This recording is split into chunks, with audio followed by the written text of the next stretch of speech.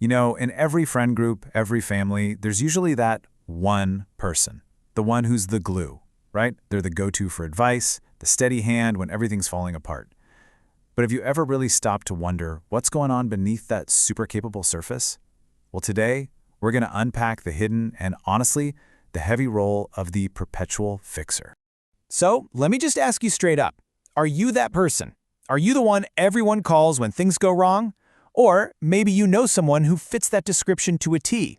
Just keep that person in your mind as we dive into what it really means to be the fixer. So, what even is a perpetual fixer?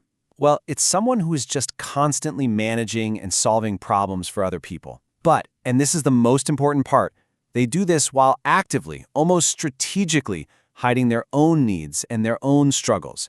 It's like they're playing two parts at once.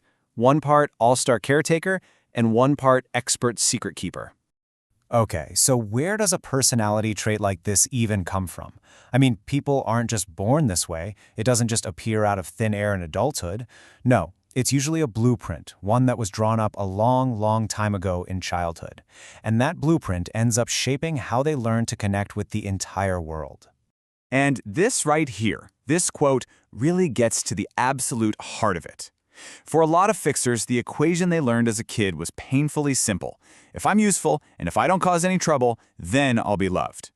See, love wasn't just a given, it felt conditional, like something you had to earn by being helpful, and crucially, by being low maintenance. You can almost see how this blueprint gets built, step by step. It all starts with that totally universal human need for love and approval. Then, the lesson sinks in. Oh, being helpful gets me what I need. So they start to build this persona that's super easy to be around. And then comes the final, most critical step. They start hiding their own needs, because they've learned that having needs could make them a burden, which threatens the very approval they worked so hard to get in the first place. Now that childhood blueprint, it doesn't just fade away. As they grow up, it evolves. It becomes this deeply ingrained strategy for how to handle relationships, a way to make sure they always have a place, that they always belong. It stops being just a personality trait, and it really becomes more of a survival skill. So what does this strategy actually look like day to day? You can think of it as the fixer's toolkit. It's got some classic tools in it, right? There's constant people-pleasing, always projecting this image of being totally useful and capable. Another key tool is an intense focus on other people's problems, which, by the way, is a great way to distract from your own. And the whole thing is built on one simple rule: never, ever seem like a burden. Downplaying your own issues becomes second nature. You know the line, "Oh, don't worry about me, it's nothing."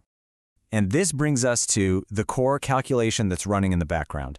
Underneath all the helpfulness, all the problem solving, the real goal, whether they know it or not, is to manage this deep, deep fear of being abandoned. And the method to achieve that goal? Make yourself so indispensable, so consistently useful that no one would ever dream of leaving you. Your utility becomes your security blanket. But, and this is a huge but, this strategy, as effective as it might seem on the surface, it comes with a tremendous hidden price. There's a reason we're calling this the invisible weight, because while the fixer is busy holding everyone else up, they're constantly pushing their own self down.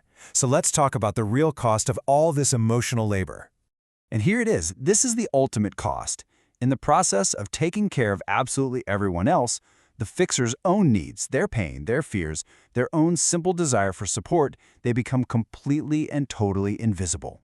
The focus on other people becomes so extreme that fixers don't just hide their needs from their friends or their family. Eventually, they start hiding their needs from themselves. They internalize that invisibility. It gets to the point where they become so disconnected from their own feelings that they might not even know what they need anymore. And this all leads us to the central, heartbreaking paradox of the fixer's life.